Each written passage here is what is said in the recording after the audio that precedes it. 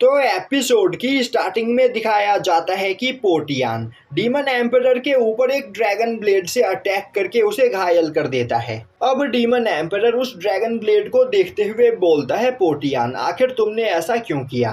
क्या तुम भूल गए हमने इसी ड्रैगन ब्लेड के सामने कसम खाई थी कि हम दोनों एक दूसरे का साथ कभी नहीं छोड़ेंगे और अपनी पूरी लाइफ यहाँ पर भाइयों की तरह जिएंगे। पोर्टियन हंसते हुए बोलता है, बड़े भाई आपने तो मुझे यहाँ पर इमोशनल कर दिया, पर मैं आपको यह बताना चाहता हूँ कि पास्ट में मैंने आपके सभी ऑर्डर्स को फॉलो किया, क्योंकि उस टाइम आपके द्वारा बनाए गए रूल्स इस जगह के लिए बिल्कुल फिट बैठा करते थे। पर अब समय बदल चुका है, अब आपके वह रूल्स बेकार है और अगर आज भी हम उन रूल्स को फॉलो करते रहे तो हम जल्द ही यहाँ पर मारे जाएंगे।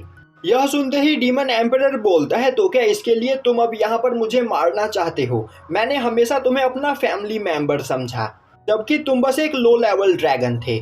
मैंने तुम्हें यहाँ पर फाइटिंग टेक्निक सिखाई और तुम्हें इतना ज्यादा पावरफुल बनाया, पर तुमने ही मुझे यहाँ पर धोखा दिया।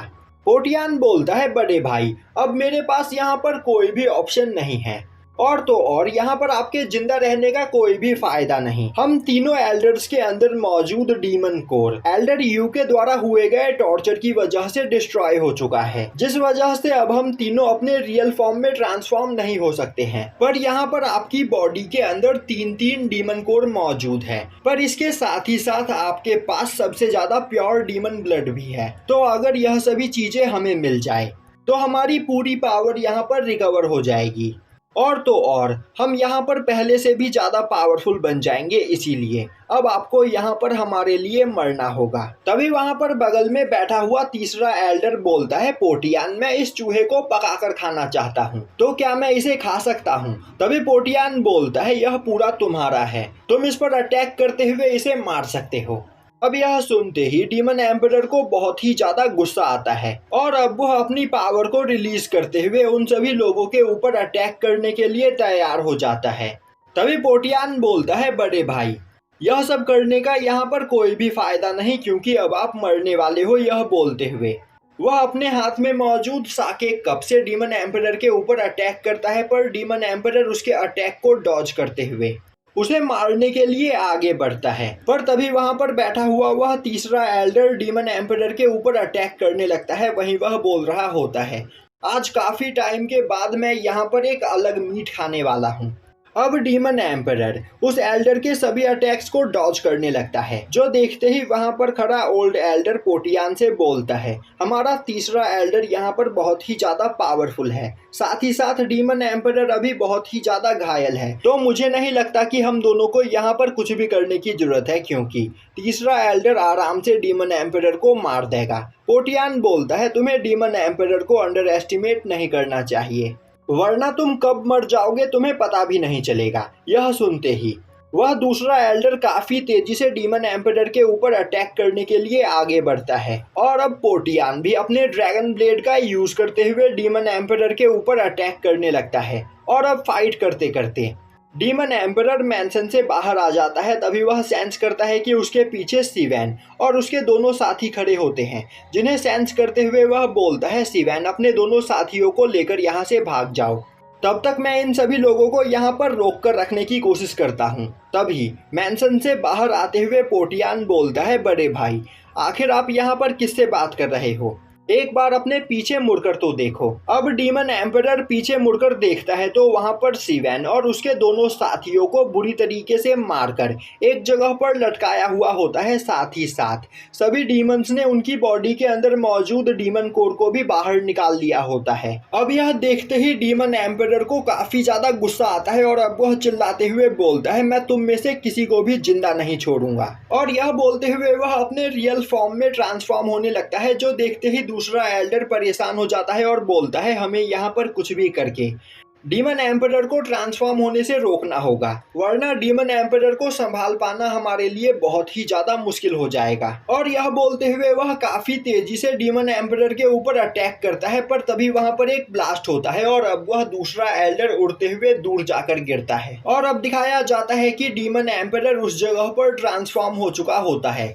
और अब वह काफी तेजी से अपने सामने खड़े कुछ डीमंस के ऊपर लात रखते हुए उन्हें मसलकर मार देता है, जिसके बाद वह तीनों एल्डर्स के ऊपर अटैक करने के लिए आगे बढ़ता है। पर वह तीसरा एल्डर काफी तेजी से डीमन एम्परर के पास जाते हुए उसके पैरों से चिपक जाता है और उसे वहां पर खाने की कोशिश करने लगता है, जिससे वहां पर डीमन एम्परर का ध्यान भटक जाता है और इसका फायदा उठाते हुए पोर्टियान और वह दूसरा एल्डर लगातार डीमन एम्परर के ऊपर अटैक करते हुए उसे घायल करने लगते हैं।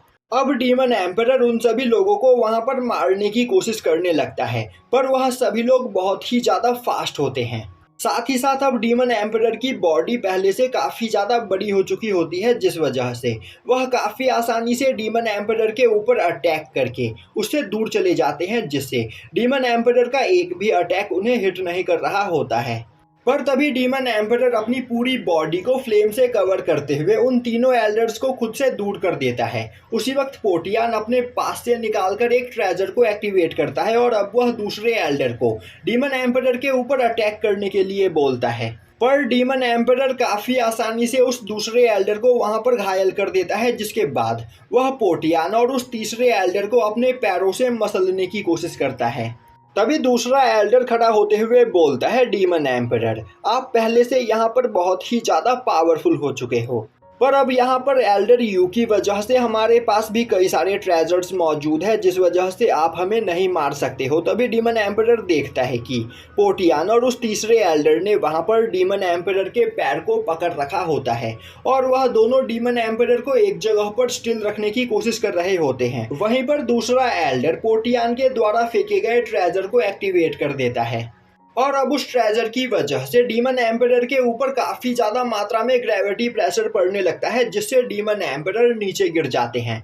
अब पोर्टियान आगे बढ़ते हुए बोलता है, एम्परर, आपने यहाँ पर हमसे बहुत ही ज्यादा मेहनत करवाई, पर फाइनली अब आप हमारे कब्जे में हो, तो मरने के लिए तैयार हो जाओ। तभी डीमन एम्परर बोलता है, तुम्हें यहाँ पर इतना ज्यादा खुश होने की कोई जरूरत नहीं, क्योंकि हम सभी लोग एक साथ यहाँ से सीधा नर्क जाने वाले हैं। यह बोलते हुए वह अपने सेल्फ डिस्ट्रक्शन मोड को एक्टिवेट कर देता है, जो देखते ही पोर्टियान और वह दोनों एल्डर्स बहुत ही ज्यादा डर जाते हैं और अब वह अपनी जान बचाकर वहां से भागने की कोशिश करते हैं। पर डीमन एम्परर का सेल्फ डिस्ट्रक्शन मोड ऑन होते ही उसकी बॉडी के अंदर से काफी ज्यादा एनर्जी रिलीज होती है, जिससे घायल होकर वह तीनों एल्डर्स दूर जाकर गिरते हैं और अब डीमन एम्परर वहां पर खुद को ब्लास्ट करने ही वाला होता है कि तभी उसके सामने आते हुए सु यांग बोलता है, आखिर तुम मेरे बिना परमिशन के कहां जाने के बारे में सोच रहे हो। अब सु यांग को देखते ही डीमन एम्परर वहां पर शांत हो जाता है और अब सु यांग उसे अपने पास लेकर आने लगता है, क्योंकि फाइट की वजह से डीमन एम्परर वहां पर बुरी तरीके से घायल होता है। अब इस मौके का फायदा उठाते हुए पोर्टियान दोबारा से अपने ड्रैगन ब्लेड से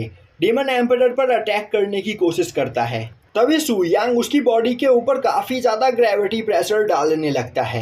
यह देखते ही दूसरे और तीसरे एल्डर भी सु यांग के ऊपर अटैक करने की कोशिश करते हैं, पर सु यांग उनके ऊपर भी काफी ज्यादा मात्रा में ग्रेविटी प्रेशर डालने लगता है, जिससे अब उन तीनों की हालत वहां पर खराब हो जाती है।